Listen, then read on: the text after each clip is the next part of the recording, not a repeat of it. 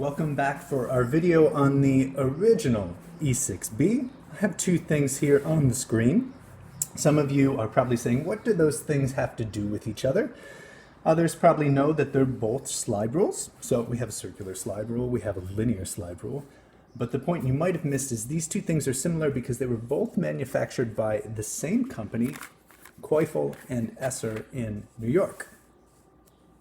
We know a little bit about the history of the original E-6B thanks to letters that the inventor Philip Dalton wrote to his father. In 1935 he wrote, "I'm happy to report that the Army has given me 2 contracts in the first quarter of 1936.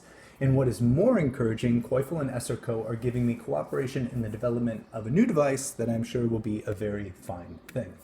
In 1936, Dalton wrote the patent for his Model G flight computer. And in 1937, he wrote, "My Model G turned out to be a flop on account of high manufacturing costs. So I redesigned it so that the cost would be somewhere between 1/2 and 1/4 of the original without sacrificing any real advantages for the average user." The Keuffel and Esser Company were so pleased with the new design that they offered to finance the new project. We also know a little bit about the dating of this device as being from roughly around 1940 because the U.S. Army Air Corps changed its name to the U.S. Army Air Forces in 1941. So let's talk about the construction of the device. First, it came in a nice leather case. It has an aluminum body with a plastic slide. This plastic slide was what replaced the endless tape within the Model G flight computer. And it is a little bit taller than the Model G. It's certainly more fragile, but it's definitely an easier device to mass produce. So let's compare the front faces of these two devices. First off, the orientation. At the top of the E-6B, we have the number 10, whereas at the top of the Model G, we had the number 19. One reason I think this may have been is because the Model G was designed to be strapped to a pilot's leg, and the common speeds at the time here it'd be preferable to read them right side up rather than upside down, whereas the E-6B itself is so lightweight that it can move around in any direction, so there'd never be a need to read numbers upside down. And evidence here is that we also have sort of the labels for the scales, the minutes, the hours, the miles, written both right side up and upside down, indicating that it was designed to be turned as needed. We also have the same conversions that we had on the Model G for nautical miles, statute miles, and kilometers, except for rather than being on the slide itself or the inner wheel, they're now on the outer wheel, which is nice because then they're always in the same place and you know where to find them. And the big improvement here is that we have an hour scale as opposed to just the minute scale on the Model G.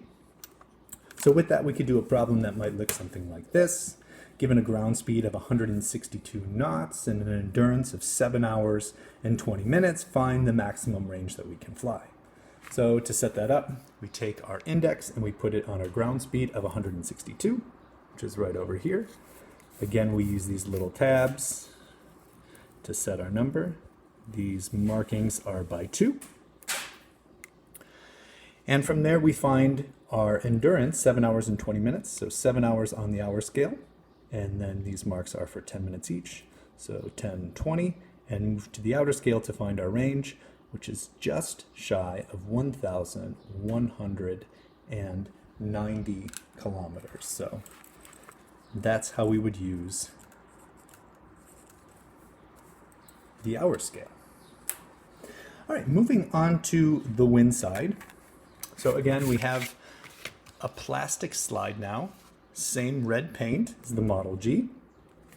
The numbers are essentially the same. We're going from 30 units on one side up to 300 units.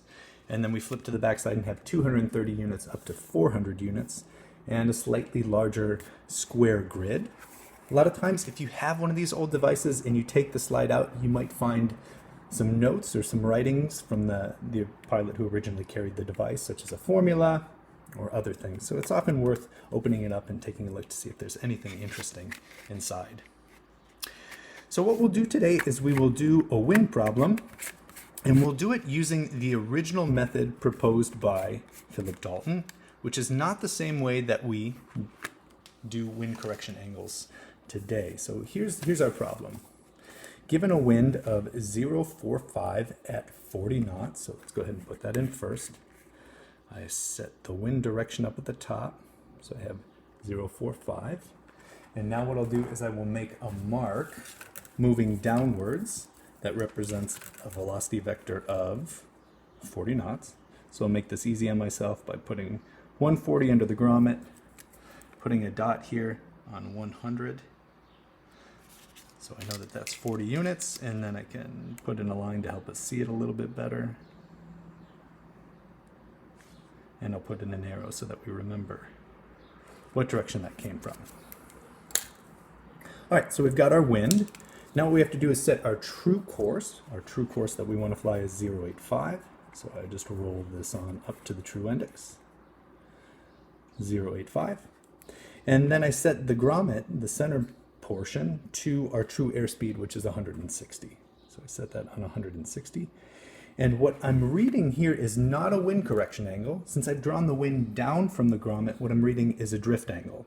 And so if I were to go fly and not correct, not do a wind correction angle, I would be drifting 11 degrees to the right. You can see that we have 10 degrees, 11 degrees drifting to the right. So our drift angle is 11 degrees right.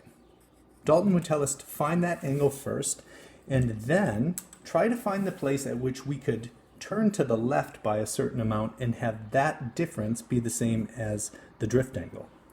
So here's the method. Dalton says put a mark on the true course that you desire to fly and then turn the bezel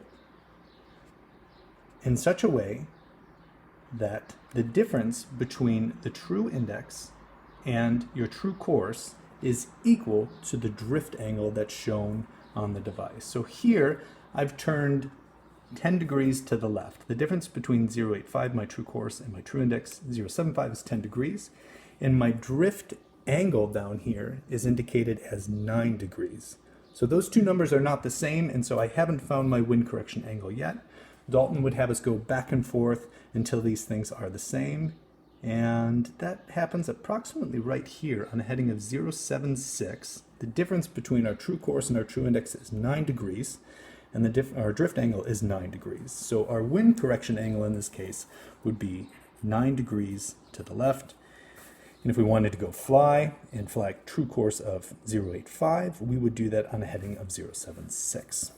We can also now find our ground speed, now that we know what our wind correction angle will be, and our ground speed looks like it's about 127 knots, which can be read at the bottom of the wind vector. So that's how Dalton would have had us do a wind correction angle problem back in 1940. All right, a couple more things to say about this device. So even though this is an original E-6B, there's been lots of E-6Bs, and the term E-6B itself has sort of become synonymous with any type of flight computer. So here's another E-6B. Note the slight difference here. We have an E-6B, and here we have an E-6-B. So the name is a little different, but what we're really looking at are two flight computers that are essentially the same design. Compare that with something like this. This is the ASA E-6B Circular. This is a very different device. The way that this device solves a wind problem is quite different, and yet it's called an E-6B, not because it is this device, but because it's a flight computer that can solve these types of problems. As perhaps an even more extreme example, check out this device. This is an E-6B electronic flight computer. This thing requires batteries in order to operate, but it's called an E-6B because it solves a certain class of problems. And again, this design has become so ubiquitous in aviation that really anything that solves flight navigation problems is referred to as an E-6B, whether it actually is an E-6B, a copy of this device, or something completely different. So in our next video, we will have one more example of an E-6B, It is an E-6B that was produced during the wartime, and it's particularly heavy. So if you want to know what I mean by that, check out the next video, and thanks for watching.